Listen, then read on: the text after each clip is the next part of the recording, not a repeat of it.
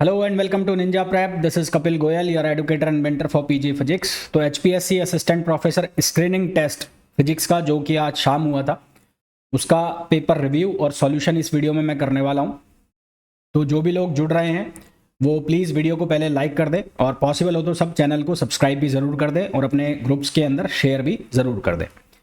तो सबसे पहले तो बात कर लेते हैं पेपर की, किस तरह का पेपर था। तो अगर ओवरऑल पेपर की बात किया जाए तो पता नहीं मतलब किस टाइप का पेपर आ गया था। पेपर बहुत ज़्यादा कैलकुलेटिव पेपर नहीं था, बहुत ज़्यादा कैलकुलेशन आपको नहीं करनी थी पेपर में। सिंपल सी कहानी थी, अगर आपको याद है तो आप कर लोगे, नहीं है तो नहीं करोगे, है ना। तो लगभग जो 100 क्वेश्चन थे, टोटल 100 क्वेश्चन में से लगभग 50 के आसपास ऐसे क्वेश्चंस थे जिनके ठीक ठाक आपने पढ़ाई की हुई है तो आपसे हो सकते हैं ना। अगर आपने ठीक ठाक सी पढ़ाई की हुई है तो वो आपसे हो सकते हैं। और बाकी लगभग 50 क्वेश्चन ऐसे थे जहां पर आपने अच्छी खासी पढ़ाई की हुई है तभी आप करोगे, मतलब आपने बहुत अच्छे से पढ़ रखा है, बेसिक से बिल्कुल बेसिक चीज़ों को टच किया हुआ है, तब आप उनको कर सकते थे। और अगर मैं बात करूं कि मैंने जो प्रैक्टिस क्वेश्चंस कराए थे यूट्यूब पर और चाहे फिर मैंने आपको बैच में कराए थे, तो उसमें से करीबन आपको 30 के आसपास क्वेश्चन आपको टच कर गए होंगे जिनको आपने देखते ही सीधे सीधे आंसर लगाए हैं, जैसा कि मैं आपको पेपर में वो बताने भी वाला हूँ। तो कट ऑफ की बात जो है वो इस पेपर के जो सॉल्यूशन है उसके लास्ट में करेंगे कि कितना कट ऑफ जा सकता है। बाकी अगर ओवरव्यू की बात करें तो टफ नहीं कह सकते इस पेपर को। पेपर को कोई भी देखेगा तो वो ये कहेगा कि सिंपल पेपर है। हाँ, बस कहानी ये थी कि अगर आपको बहुत ज़्यादा डेप्थ में जाके आपने पढ़ाई की हुई है, जैसे कि इलेक्ट्रॉनिक्स की बात करूँ, उसके घुमा घुमा के क्वेश्चन दिए हुए थे इलेक्ट्रॉनिक्स के। न्यूक्लियर के क्वेश्चन सिंपल थे, पर न्यूक्लियर के ठीक ठाक, पार्टिकल के स्पेशली पार्टिकल के ठीक ठाक क्वेश्चन आए थे, सिंपल थे। जिसने पार्टिकल पढ़ा हुआ है उसको पार्टिकल के क्वेश्चन आराम से हो भी जा रहे थे। ठीक है, तो कट ऑफ को लास्ट में डिस्कस करेंगे। हाँ, पर ये जो मैंने आपको बताया था टेक्निक, कि अगर आप शुरू में एक बार देख लेंगे, पूरे पेपर को ओवरव्यू करेंगे, तो आपको ऐसे क्वेश्चन जरूर मिलते और मिले भी होंगे जिन्होंने वो टेक्निक फॉलो की होगी। तो करीबन 40 के 50 आसपास आपने वो क्वेश्चन ढूंढ लिए होंगे जहां आप वो कर पा रहे होंगे। ठीक है, तो चलो सॉल्यूशन देख लेते हैं। तो बहुत ज़्यादा डिटेल में मैं नहीं जाऊंगा, जो सॉल्यूशंस मैंने बनाए हैं उनको जल्दी जल्दी हम डिस्कस कर लेते हैं। पहला क्वेश्चन, मतलब ये मैंने रैंडमली क्वेश्चन अरेंज किए हैं। तो sum of complex number and its conjugate, कोई कॉम्प्लेक्स नंबर है उसका सम निकालना है, उसका और उसके कंजुगेट का। तो आप 1 प्लस आयोटा पकड़ लो, एक 1 माइनस आयोटा पकड़ लो, तो आयोटा से आयोटा कैंसिल हो जाएगा, तो ये हमेशा क्या आएगा, रियल नंबर आएगा। ठीक है, फिर Brewster angle represents the angle of incidence. तो ब्रूस्टर एंगल में क्या होता है, ब्रूस्टर एंगल का मतलब क्या होता है, रिफ्लेक्टेड रे जो है वो पोलराइज्ड हो जाती है। तो reflected light is completely polarised. तो उस केस में जो उसका इलेक्ट्रिक फील्ड है, electric field component that lies in plane, lies in plane का मतलब है जो प्लेन के अंदर है, पैरेलल टू प्लेन। तो electric field component that lies in plane of incident and completely transmitted into the second medium and is absent in the reflected ray। तो इसका जो सही आंसर है वो क्या आएगा, ए आएगा। आउट ऑफ प्लेन में ये एब्सेंट नहीं होगा, ये कहां पर एब्सेंट होगा, ये एब्सेंट हो जाएगा रिफ्लेक्टेड लाइट के अंदर। तो ए ऑप्शन इसका करेक्ट आंसर होगा। Next, which of the following expression of the continuity equation, ये प्रैक्टिस बैच में भी मैंने आपको कराया है और मैंने शायद आपको ये PYQs में भी कराया होगा जो मैंने यूट्यूब पे कराए। तो सही आंसर इसका बी आ जाएगा, है ना। जो divergence of J plus del rho upon del T equals to 0, ये क्वेश्चन ऐसे थे जो आपको ढूंढने थे। मैं फिर कह रहा हूँ, ये क्वेश्चन जो है ब्रूस्टर वाला, ये भी मेरा टेस्ट सीरीज का भी क्वेश्चन है शायद ये। Superconductor act as a perfect diamagnetic. ठीक है, सुपर कंडक्टर किसकी तरह एक्ट करता है, परफेक्ट डाई मैग्नेटिक की तरह एक्ट करता है। ये कुछ ऐसे क्वेश्चंस हैं ये जो देखते ही आपने टिक किए होंगे, इसका ऑप्शन आएगा डी। नेक्स्ट है, in which of the following system population inversion, population inversion जो है वो किस में नहीं होती, 2 लेवल सिस्टम में नहीं होती। प्रैक्टिस बैच का क्वेश्चन है। The relation between the speed of light, permeability and permittivity, तो ये रिलेशन होता है 1 upon C equals to 1 upon under root mu not epsilon not. अब यहाँ पर म्यू एप्सिलॉन लिखा है तो ये आ जाएगा, आंसर ए आएगा, इसका ए आंसर आ जाएगा, है ना। सीधा सीधा रटा रटा है क्वेश्चन है ये। नेक्स्ट है, which of the following equation not, ये डाइवर्जेंस ऑफ बी जो इक्वेशन है वो हमें बताती है कि मैग्नेटिक मोनोपोल एग्जिस्ट नहीं करते, तो इसका आंसर आ जाएगा बी। फिर पूछा है, which of the following correct expression relation between Einstein coefficients A and B. तो आइंस्टीन के जो कोफिशिएंट है 3 होते हैं, एक होता है A21, एक होता है B21 और एक होता है B12। A21 जो होता है वो होता है स्पॉन्टेनियस, B21 होता है स्टिमुलेटेड और B12 होता है एब्जॉर्ब्ड। तो अगर मैं A21 और B21 का रेशो निकालूं तो हमारे पास जो आंसर आता है वो आता है 8 pi nu square H upon C cube. तो हमारे पास जो सही आंसर आएगा वो क्या आएगा, बी आएगा इसका। ठीक है, कौन सा आंसर आएगा? बी आएगा, ये भी मैंने कराया हुआ है तुम्हें। नेक्स्ट है which of the following is an example of second order phase transition. Second order phase transition के एग्जांपल कौन सा है? तो ferromagnetic phase to paramagnetic phase of material, B answer आएगा। Eigen value of Hermitian operator, eigen value Hermitian operator की हमेशा real होती है, इसकी इमेजिनरी नहीं होती, तो रियल आंसर आ जाएगा सी। फिर नेक्स्ट क्वेश्चन पे आइए। If Z be the partition function of a system of particle the average energy is given by, तो इसका आंसर आएगा हमारे पास E equals to minus del ln z upon del beta. तो हमारे पास इसका सही आंसर क्या आ जाएगा? सी आ जाएगा। The zeroth law of thermodynamics allow us to define, तो जीरोथ लॉ किस पे बेस होता है? वो टेम्परेचर के ऊपर बेस्ड होता है जीरोथ लॉ, ठीक है।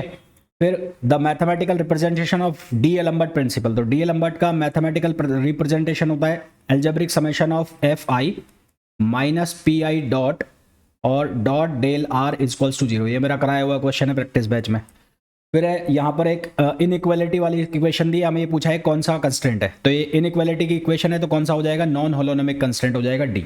Next the transformation P D Q minus Q D P, ये होनी चाहिए एग्जैक्ट डिफरेंशिएशन। अगर ट्रांसफॉर्मेशन कैनोनिकल है तो उसके लिए कंडीशन जरूरी है कि ये कैनोनिकल एग्जैक्ट डिफरेंशियल हो, बी आंसर आ जाएगा, कराया हुआ है। Which of the below is generalize coordinate, generalize coordinate एक फिजिकल वेरिएबल होना चाहिए, तो फिजिकल वेरिएबल में एंगल होगा, अल्फाबेट फिजिकल वेरिएबल नहीं होंगे, अल्फा न्यूमेरिक फिजिकल वेरिएबल नहीं होंगे, तो सही आंसर हमारे पास क्या आएगा? ए आएगा। Next the Lagrangian equation of motion consist of, तो लैग्रेंजियन इक्वेशन ऑफ मोशन में L equals to T minus V होता है। टी का मतलब होता है काइनेटिक एनर्जी, वी का मतलब होता है पोटेंशियल एनर्जी, तो दोनों स्केलर फंक्शन है, इसलिए ये भी क्या हो जाएगा? स्केलर फंक्शन हो जाएगा। तो सही आंसर हमारे पास क्या आ जाएगा? ए आ जाएगा। सही आंसर हमारे पास क्या आ जाएगा? A. The Poisson bracket of a function, Poisson bracket of a function A with itself is, तो पॉइजन ब्रैकेट किसी फंक्शन का खुद के साथ क्या होता है? जीरो होगा, खुद के साथ क्या होगा? जीरो होगा। नेक्स्ट है one of the Hamiltonian equation of motion is symbol, तो ये हैमिल्टोनियन इक्वेशन लिखनी है, ए आंसर आ जाएगा। The relation between entropy thermodynamic probability S equals to K B log sigma, log omega भी होता है यहाँ पे डब्ल्यू, यानी कि थर्मोडायनेमिक प्रोबेबिलिटी, इसका आंसर आ जाएगा डी। एक Lagrangian L is written with respect to any one coordinate से phi, del L upon del phi equals to zero है, तो वो साइक्लिक कोऑर्डिनेट होता है, missing coordinate cyclic coordinate. In which statistic particle are distinguishable, कौन सी statistics में particle distinguishable होते हैं? तो मैक्सवेल बोल्ट्जमैन में डिस्टिंग्विशेबल होते हैं। चार्जेस इन एंथैल्पी एक्सोथर्मिक, एक्सोथर्मिक का मतलब क्या है कि डेल्टा H की वैल्यू जीरो, क्योंकि यहाँ पर एनर्जी जो है वो जा रही है बाहर, एनर्जी लीविंग द सिस्टम, और लिविंग द सिस्टम है तो उसका मतलब वो क्या लिया जाएगा? वो नेगेटिव लिया जाएगा, तो हमारे पास आंसर क्या आ जाएगा? डी आ जाएगा। नेक्स्ट है consider the three collection of particles name micro canonical, micro canonical में होता है EVN, फिर आता है हमारे पास कैनोनिकल, कैनोनिकल में होता है TVN, ग्रैंड कैनोनिकल में होता है TV म्यू, तो तीनों में कॉमन क्या आ रहा है? वॉल्यूम, तो सही आंसर क्या आ जाएगा? वॉल्यूम आ जाएगा। Next the energy of beta particle, beta particle की एनर्जी कंटिन्यूअस होती है, डिस्क्रीट नहीं होती। The basic principle of detection of neutrino, तो ये आएगा इनवर्स बीटा डिके, कौन सा आ जाएगा? Inverse beta decay. Next which of the following is Fresnel's equation for, ये तो सीधा सा रिलेशन होता है यार, ER upon EI equals to N1 minus N2 upon N1 plus N2, तो ये सीधा रटा रटाया क्वेश्चन है, ए आंसर आ जाएगा इसका। नेक्स्ट ये कराया हुआ है प्रैक्टिस बैच में और टेस्ट सीरीज में भी है, इसका आंसर ए आएगा। ए इसका जो पोटेंशियल है वो लिखते हैं E equals to minus gradient of V minus del A upon del T, इसका ये वाला पार्ट सॉल्व कर लो, ए आंसर आ जाएगा। Next the unit of स्लू rate, स्लू rate की यूनिट जो होती है वो होती है वोल्ट पर म्यू सेकेंड, तो उसके हिसाब से यहाँ देखो कौन सा बन रहा है, पहला है नहीं दूसरा ही बन रहा है, तो सेकंड आंसर हो जाएगा इसका।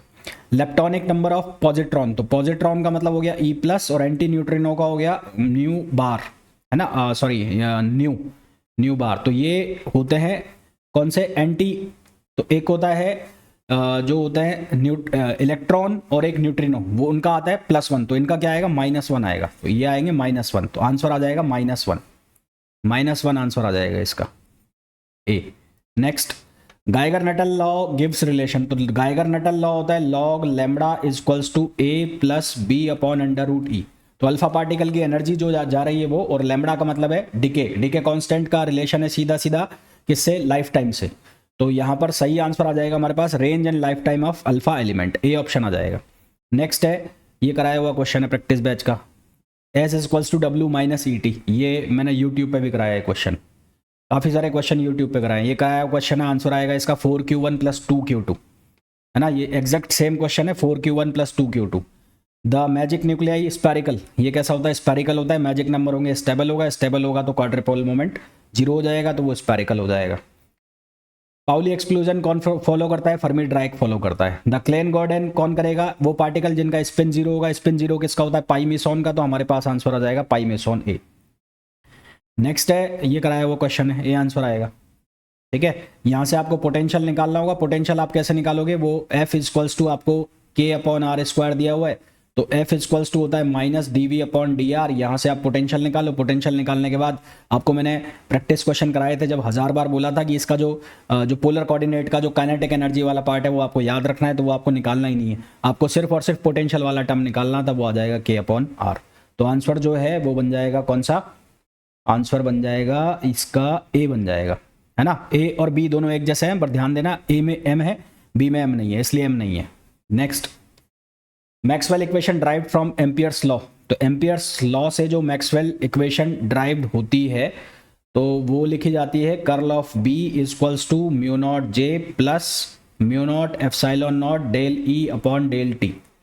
ठीक है, तो कर्ल ऑफ बी, μ0 का भाग लगा दोगे तो कर्ल ऑफ H बन जाएगा, तो इसको आप ऐसे लिख सकते हो, कर्ल ऑफ B/μ0, ये हो जाएगा J प्लस ये हो जाएगा एप्सिलॉन del E/del T, तो ये B/μ0 H हो जाएगा, तो कर्ल ऑफ H हो जाएगा, बी आंसर आ जाएगा इसका। Strangeness quantum number is conserved in strong and electromagnetic interaction only. Next, the reaction neutron plus sigma minus plus P, और ये है लैम्बडा ना। तो इसके लिए सबसे पहले इनका कंजर्वेशन देख लो, तो चार्ज कंजर्वेशन में देखोगे तो ये 0 आएगा इसका, और न्यूट्रॉन का 0 है ना, न्यूट्रॉन का भी 0, और इसका भी कितना हो गया 0, और ये कितना हो गया, यहाँ आ जाएगा -1, और प्रोटॉन का आ जाएगा 1, तो चार्ज तो कंजर्व है, तो यानी कि ये तो गलत हो गया। फिर आप निकाल लो स्ट्रेंजनेस, तो इसका स्ट्रेंजनेस नंबर होगा -1, और इसका जो स्ट्रेंजनेस नंबर है वो होगा 0, इसी तरह से इसका स्ट्रेंजनेस नंबर -1, इसका होगा 0, तो ये भी गलत हो गया। फिर उसके बाद इनका चेक कर लो आप स्पिन, तो स्पिन के लिए जो स्पिन होगा किसका, इसका, तो ये हो जाएगा 0, इधर स्पिन आ जाएगा -½ इधर स्पिन आ जाएगा कितना -1, और इधर आ जाएगा ½ तो यहाँ पर स्पिन भी कंजर्व हो गया, तो ये अलाउड होगा, अलाउड रिएक्शन आएगा ये। The baryon X decays as X sigma plus pi naught और प्लस पाई, ये दिया हुआ है, तो आइसोस्पिन का कंपोनेंट बताना है। तो इसका कंपोनेंट कैसे बताएंगे भाई, इसका जो आइसोस्पिन का थर्ड कंपोनेंट है वो हो जाएगा -1, इसका हो जाएगा 0, और इसका हो जाएगा +1, तो इसका जो कंपोनेंट आ जाएगा वो कितना आ जाएगा, इनका अलजेब्रिक समेशन कर दो तो कितना आ जाएगा 0, तो आंसर कितना आ जाएगा 0। Next, the action of unitary operator और any state sigma leaves it normalization है ना, तो ए आंसर आ जाएगा। सैडल पॉइंट क्या होता है, अनस्टेबल इक्विलिब्रियम के लिए होता है, सी आंसर आएगा। Next, in WKB method the appropriate solution through a series expansion in power of classical turning point, classical turning point पर इसका सॉल्यूशन निकलता है। फिर हमें पूछा है consider the elementary particle P + A sigma minus plus K plus, identify the particle, तो इसका चार्ज कंजर्वेशन निकाल लो पहले C, तो यहाँ पर प्लस आएगा, यहाँ पर A = यहाँ पर हो गया -1 और यहाँ हो गया 1, तो इसका +1 चार्ज है, तो इसका मतलब इसका -1 चार्ज होना चाहिए, तो A का जो चार्ज है वो -1 होना चाहिए। ठीक है, तो -1 होना चाहिए, तो B तो गलत हो गया और C भी गलत हो गया। उसके बाद इसका चेक कर लो आप बेरन नंबर, तो बेरन नंबर चेक करोगे तो ये हो गया 1, और यहाँ पर इसको A लिख दो, इसका बेरन नंबर कितना हो जाएगा, सिग्मा माइनस का बेरन नंबर हो जाएगा 1, और ये हो जाएगा 0, तो इसका बेरन नंबर कितना आना चाहिए, 0 आना चाहिए A का, तो 0 किसका आएगा, वो आएगा पाई का आएगा, तो हमारे पास जो सही आंसर हो जाएगा इसका वो क्या हो जाएगा, A हो जाएगा। इसी तरह से आप इसका स्ट्रेंजनेस नंबर भी चेक कर सकते हो, तो स्ट्रेंजनेस जो है वो इसका कितना आएगा 0, पाई माइनस इसका आंसर आ जाएगा। Next, the number of ways in, इसका आंसर आ जाएगा n+1, फॉर्मूला लगाना है आपको किसके लिए, बोस आइंस्टीन के लिए, फॉर्मूला जो लगेगा वो लगेगा ni + gi - 1 अपॉन, ये फैक्टोरियल है इसका है ना, अपॉन ni फैक्टोरियल और gi - 1 फैक्टोरियल। तो ni की जो वैल्यू है वो n दे रखी है, gi की वैल्यू आपको 2 दे रखी है, ये फैक्टोरियल में लगाना है, आंसर आ जाएगा आपके पास कितना, n+1। Phase space refers as both position and momentum coordinates. Next, the constant on a bead of uniform rotating wire is the force space is, तो थीटा इक्वल्स टू होता है ओमेगा टी। यहाँ पर टाइम एक्सप्लिटली ये depend कर रहा है time के ऊपर, तो ये हो जाएगा रियोनोमिक, ये आंसर आ जाएगा। द टोटल एनर्जी रिलीज पर बर्निंग ऑफ वन हाइड्रोजन, ये आएगा 26 मेगा इलेक्ट्रॉन वोल्ट। इसके लिए इक्वेशन ऐसे लिखते हैं इसकी, 4p इक्वल्स टू 4he, रटने वाला क्वेश्चन है, 2e प्लस 2 न्यू ई, मतलब वो है ना कि सारे क्वेश्चन करने के नहीं होते, कुछ क्वेश्चन छोड़ने भी होते हैं, आंसर तो पर बनाना ही पड़ेंगे। तो इसमें आता है 26 पॉइंट कुछ मेगा इलेक्ट्रॉन वोल्ट आता है। नेक्स्ट, हाइजेनबर्ग पिक्चर, इसके लिए आंसर आ जाएगा D. The synchronous radiation power, ये रेडिएशन पावर जो है प्रोपोर्शनल होता है 1/r² के, तो ये आ जाएगा बी। ये कराया हुआ क्वेश्चन है प्रैक्टिस में। Next, the relation between Peltier coefficient, तो पेल्टियर कॉफिशिएंट और सीबैक में रिलेशन होता है S/T, और सीबैक जो है उसको थर्मोइलेक्ट्रिक पावर के बराबर लेते हैं, तो पाई इक्वल्स टू Q/T आंसर आएगा। तो पाई इक्वल्स टू Q/T, कौन सा आंसर हो गया, बी हो गया। एलईडी, यहाँ पर आंसर आ जाएगा LED requires a direct band gap, तो आंसर आएगा इसका एलईडी। नेक्स्ट, एम्पेरिकल रिलेशन में, तो इसमें रिलेशन होता है mode equals to 3 into median और -2 इंटू मीन। अब इसको बना लो आप, कैसे बनाओगे इसको, कैसे बनाओगे, 3 इंटू मीन कर दो, है ना। तो ए में अगर मैं ए के जैसा बनाना चाहूँ इसको, तो बना सकते हैं ए के जैसा, तो मोड को माइनस में लेना है ना, तो 3 मीन, तो इसको इधर मैं ले लेता हूँ 2 मीन, एक बार मैं लिख रहा हूँ, इक्वल्स टू 3 मीडियन और माइनस मोड, तो मीन प्लस मोड करना पड़ेगा ना, तो इसको इधर ही लेते हैं, तो इसको इधर लेते हैं। तो यहाँ पर मैंने लिखा 2 mean plus mode equals to 3 median, ये बन रहा है यहाँ से। तो अब एक मीन को उधर लेके जाओगे तो 3 मीडियन माइनस मीन बनेगा, है ना। 3 median minus mean,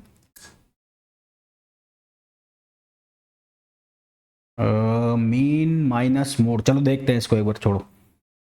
depends for its operation on the rectifying barrier formed between, यहाँ पर आंसर आएगा MOSFET, metal field effective transistor, metal semiconductor field effective transistor, C option आएगा इसका। Next, 2 PN junction diodes connect back to back can not be used as BJT, क्योंकि वहाँ पर उसका जो बेस विड्थ है वो लार्ज हो जाता है, जबकि वहाँ पर हमें जो थिन बेस है वो चाहिए होता है, और डोपिंग जो है वो भी वहाँ पर बढ़ जाती है। हेट्रोजंक्शन बीजेटी डिवाइस ओवरकम लिमिटेशंस, ये अर्ली इफेक्ट आएगा इसका। अर्ली इफेक्ट का मतलब होता है कि जो हमारे पास जंक्शन होता है, रिवर्स बायसिंग बढ़ जाती है, तो जंक्शन की विड्थ बढ़ना स्टार्ट हो जाती है, बी आंसर आएगा। हालांकि जो बेस विड्थ मॉड्यूलेशन है वो भी अर्ली इफेक्टिव बोला जाता है, तो डी भी हो सकता है इसका सही आंसर हो। बी और डी दोनों सही हैं इसके मेरे हिसाब से answer. Raman lines at wave number greater than the incident wave number, anti Stokes line. फिर है अ चार्ज पार्टिकल, तो इसका फॉर्मूला होता है हमारे पास cos theta equals to c upon n into V, तो यहाँ पर c अपॉन n की वैल्यू 1.33 और ये हो गया 0.8 c, तो इसको सॉल्व करोगे तो 20 डिग्री आंसर आएगा, तो आंसर आएगा कितना इसका, 20 degree. Next, all beta decay process isobaric होते हैं, है ना, क्योंकि वहाँ पर प्रोटॉन प्रोटॉन में चेंज होता है, मास नंबर चेंज नहीं होता है। Which of the following essential gives rise to allowed और forbidden transition probability, quantization of radiation happening in the transition, C answer आएगा इसका। Next, the required bandwidth of AM, तो AM मतलब amplitude modulation, ये बराबर होता है 2 इंटू FM यानी कि B। In frequency modulation, frequency of carrier wave changes in the accordance with the instantaneous value of amplitude answer आ जाएगा A। नेक्स्ट, हाँ हो गए।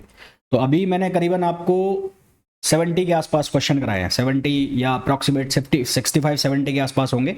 बाकी के जो भी बचे हैं 30-40 क्वेश्चन, 30 क्वेश्चन के अप्रॉक्सीमेट होंगे, उनका मैं जो मेरा टेलीग्राम ग्रुप है उसके ऊपर सॉल्यूशन शेयर कर दूंगा, सॉल्यूशन क्या आपको आंसर शेयर कर दूंगा, तो उसके अकॉर्डिंग आप देख लेना। बाकी मैंने पेपर का आपको बता दिया, पेपर न्यूमेरिकल वाइज या आपके लोग कैलकुलेशन वाला पेपर तो था नहीं, आपको याद है तो आप कर लोगे, नहीं है तो फिर खेल खत्म है।